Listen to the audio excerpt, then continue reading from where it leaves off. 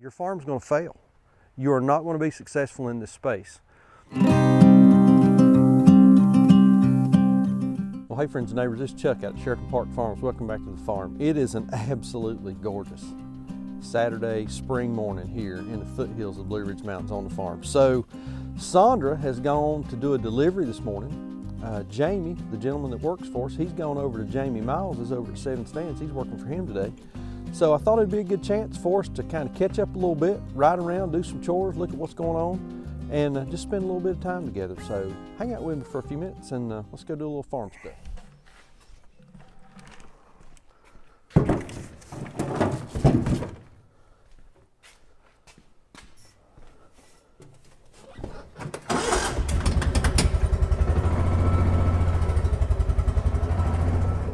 First thing we're going to check here this morning is this is a pregnant gilt that we've got. We brought her down and put her in the cattle barn. Gave her a big roll of hay. She is really close to farrowing, so stop in and look in on her, see how she's doing. Looks like she's resting pretty quietly. She's big as a house. I don't know how well it comes through on camera, but she's a big old girl. Looks like she's got a dozen in there. So put her in here the other day, just giving her some space and some time. So we'll just keep watching her. She's got feed and water, a lot of hay, just making sure she's got all the creature comforts of home. A little bit of an oddball here, having a single that's about to farrow, but we'll get her taken care of. Let's go feed a little bit.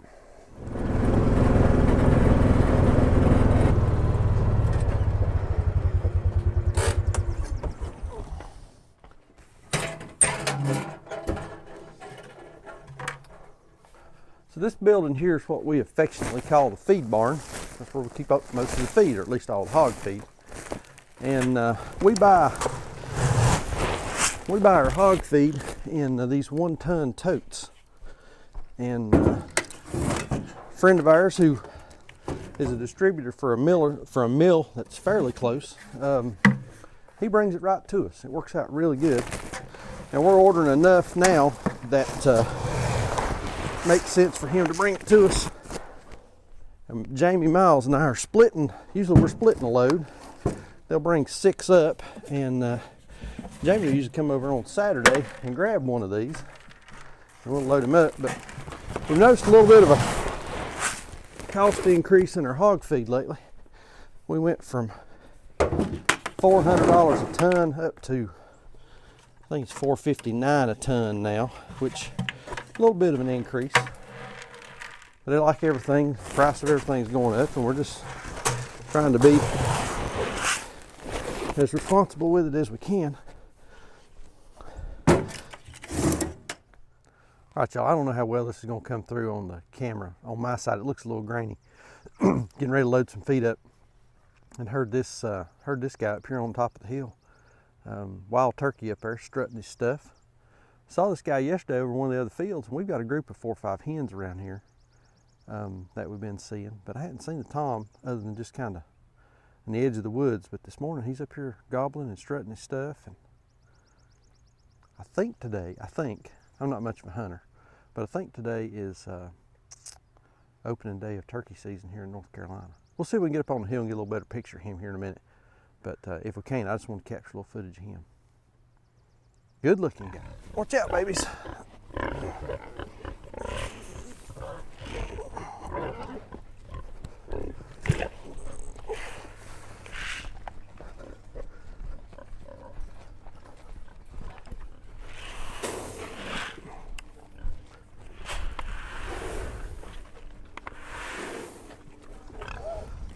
So this is a group of our experienced sows. These girls gave birth about 6 months ago now, and gave us a good crop of feeder piglets and some piglets to sell. We do have one, Pumpkin is in here. I'm sure some of you remember Pumpkin. She's in here, and she's kind of the outcast, a little bit of the outcast of the group. They won't let her eat usually, so we've got to give her extra to the side and get plenty of feeding spots for everybody. But group's doing well. We do have a boar in here with them, so we think that we're pregnant. He's been in here plenty long enough now to have done his job. So little sow group. We have these bulk feeders. We call them buckhorn boxes, and this one is empty right now. Actually, both of them are empty. Need to fill them up. That's why we brought feed up in the buckets. Typically what we'll do is we'll bring one of those big totes up here, and we'll fill these, and we'll just feed out of them, and it saves from hauling a bunch of buckets and stuff around. Really enjoy these things, really like them. I think we're going to end up getting another one to feed some chickens out of. Paying, I think, yeah, they're a little expensive. I think they're about 500 bucks, but they save a ton of time when we use them and keep them full. But yeah, use these buckhorn boxes to bulk feed out of.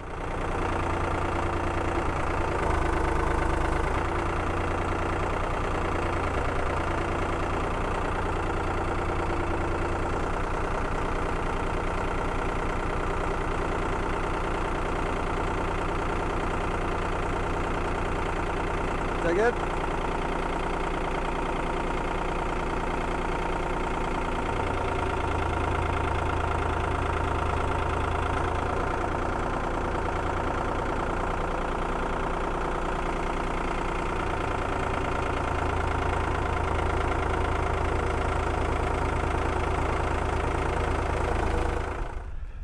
So this is another breeder group that we got. Here's Jack. He's our big boar. And he's a hoss of a pig. I'm guessing he probably weighs 550, 600 pounds, something like that. Big old boy.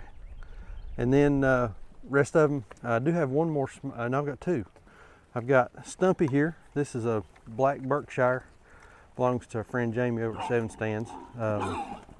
He and Jack usually have a daily round. And then I've got another small Duroc boy. He's right there. So we got 3 boars in this group. Everybody seems to be getting along good. This big girl here, right here in the middle, she's been kind of lame the past few days. That left front leg of hers, a little sore for some reason. Here's that little Duroc boy. He's a good-looking guy, young fella. We're gonna put him in with Clifford up on the hill with those mamas that we showed just a few minutes ago. He's a good-looking fella. Everybody here's growing, doing well. This is the bunch that we had really counted on and was really hoping for some piglets before now, but we've just not gotten there. We've had boars in with them. Not sure if it's a boar issue, if it's a female issue. Starting to think it's a female issue because we've had multiple boars. We've had lots of opportunity, but we got the one down there in the cattle barn that's pregnant. So I think what we've done, honestly here, I believe our mistake is we have left boars in with them too long, and they have become somewhat desensitized to the estrus of the females. So we're thinking about pulling all the boys out, putting them all together in one group, giving everybody 3 months, 3 weeks, and 3 days. And if we don't have piglets, then we're gonna cull. We can't be feeding pigs just to be feeding pigs. We've got to be having piglets, or we've got to be raising pigs for meat. And if they're not going to have piglets, then I'm afraid we're going to have to go to the processor.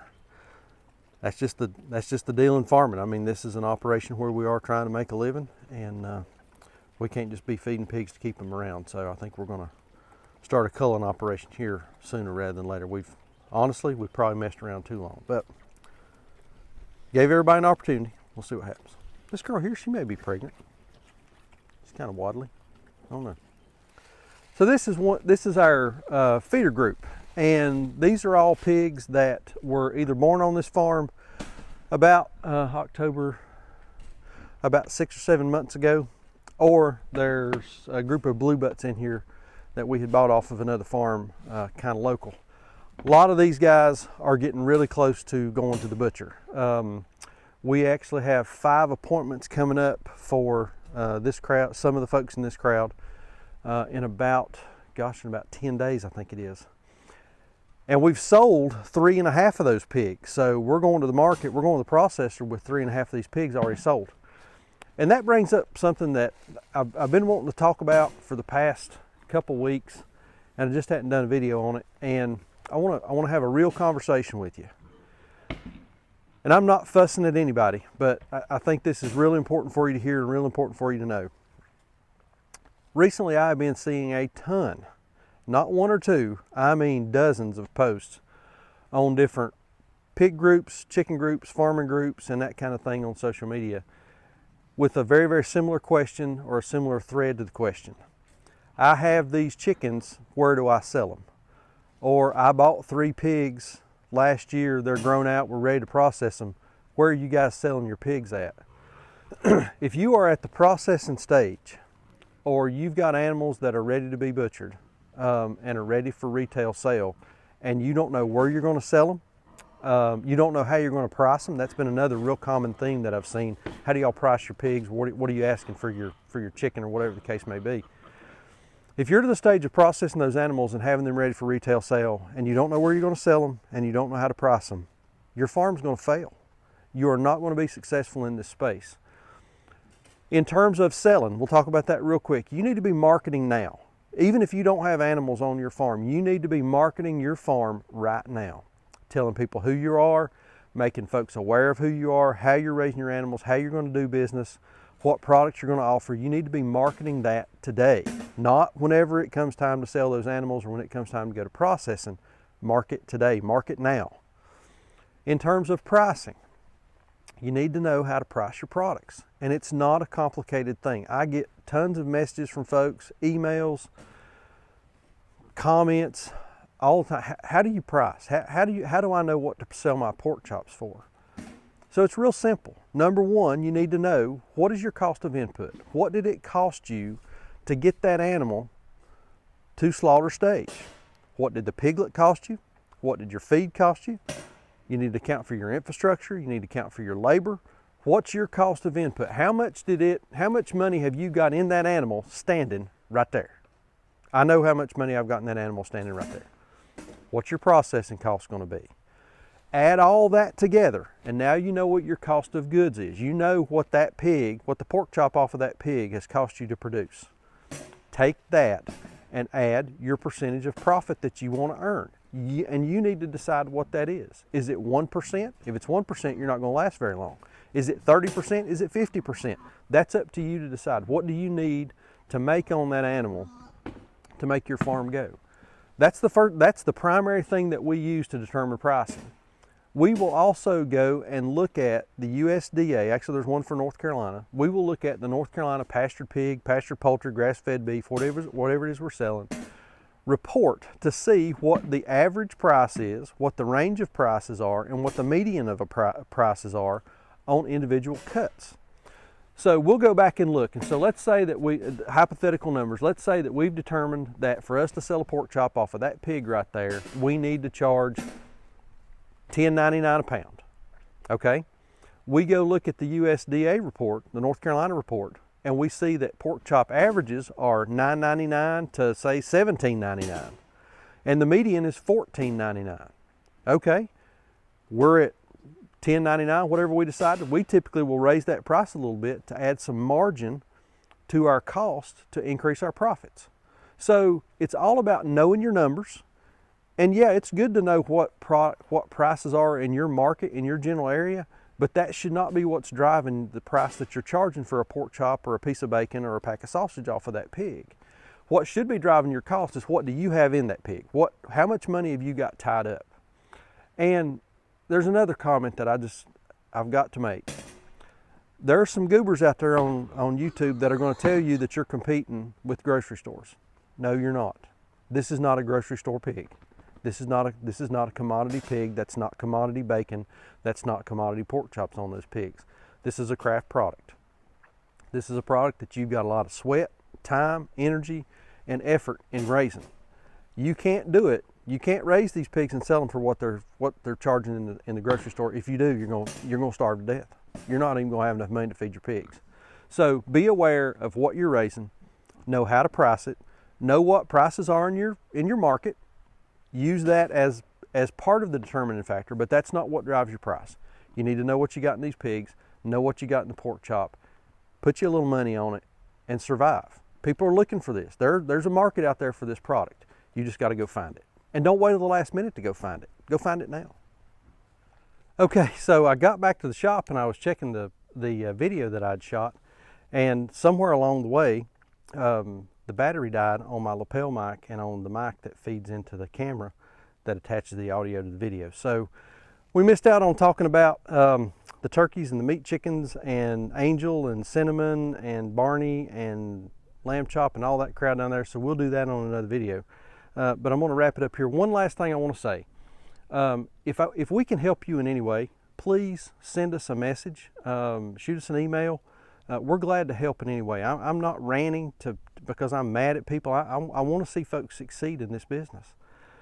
We need more farmers. We need more folks growing food locally. We need more folks feeding their communities, and we need more folks caring for the land in this type of way. It may not be the way I do it. It may not be the way Joel Salatin does it, or Justin Rhodes, or anybody like that, but we need more farmers in our communities, because this big industrialized system, we've seen it recently, and I think there's some things going on now. I think it's on the, it's on a ledge. It's in a precarious situation and precarious position. But we want to see you succeed. So if you've got questions, if we can help you, please reach out. I try my best to respond. Sometimes I fail to get responses done in a timely manner. I had a gentleman the other day who was a little ticked off at me because he'd sent me a couple messages, and I'm sorry. I'm trying to get to folks as quick as I can. We're doing the farm. I've still got a full-time job. We just got a lot going on, but I want to help you. So please send me a message. I'm glad to help you any way I can. I want to see you succeed. I think that's enough. I appreciate you watching. May God bless you and your families. Please keep us in your prayers, and we'll see you on the next video. Thanks.